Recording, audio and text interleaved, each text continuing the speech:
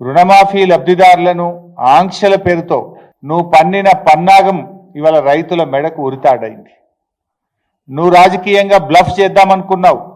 నీ బ్లఫ్కు మూల్యం ఇవాళ సురేందర్ రెడ్డి గారి చావు, సురేందర్ రెడ్డి గారి మరణం.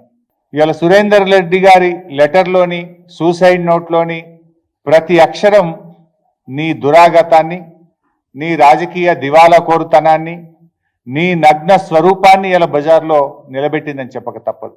ఈ సూసైడ్ లెటర్ నీ 9 నెలల దుష్ట పాలన మీద తెలంగాణ రైతులు రాసిన పంచనామా ఇది. ఇలా నీ పాలనలో ఈ రోజు వరకు రాష్ట్రంలో 475 మంది రైతులు ఆత్మహత్య చేసుకున్నారు. నువ్వు గతంలోనే అడిగినావు, లిస్ట్ ఉంటే పంపండి అన్నావు.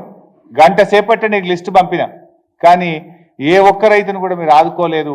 ఎందుకు జరిగిందో కూడా మీరు ఈరోజు చెప్పినటువంటి పరిస్థితి లేదు.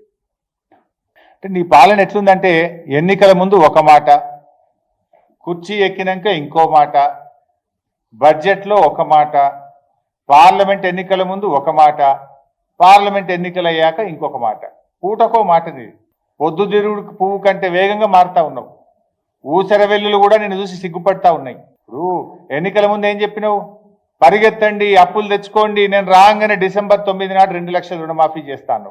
ఆ రోజు చెప్పినావా? రేషన్ కార్డు ఉంటే చేస్తా, కుటుంబానికి ఒక్కరికే చేస్తా, ఉద్యోగస్తులుంటే ఇవేం చెప్పలే కదా నువ్వు. ఆ రోజు అందరికీ చేస్తా అన్నావు, పరిగెత్తి తెచ్చుకోండి అన్నావు ఎన్నికల ముందు.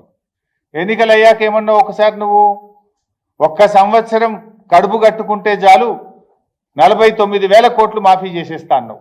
మరి నువ్వు కడుపు కట్టుకుంటలేవా ఇప్పుడు? మరి ఎందుకు కోతలు పెడుతున్నావు? బ్యాంకుల్లో రైతులు తీసుకున్న అప్పులు 49,000 కోట్లు నువ్వే చెప్పినావు. కడుపు కట్టుకుంటే చాలు 1 సంవత్సరంలో చేస్తా అని చెప్పినావు. క్యాబినెట్ మీటింగ్ అయినాక నువ్వే ప్రెస్ మీట్ పెట్టి 31,000 కోట్లు 41 లక్షల మంది రైతులకు చేస్తా అని చెప్పినావు. బడ్జెట్లో చూస్తే 26 లక్షల కోట్లు పెట్టినావు.